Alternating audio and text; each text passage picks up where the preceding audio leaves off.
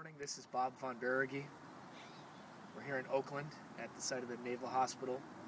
It's going to be imploded today. We've got 4 desks inside. There's a desk down on the first floor here.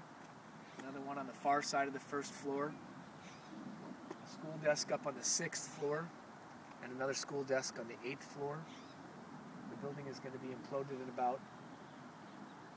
about an hour and 15 minutes.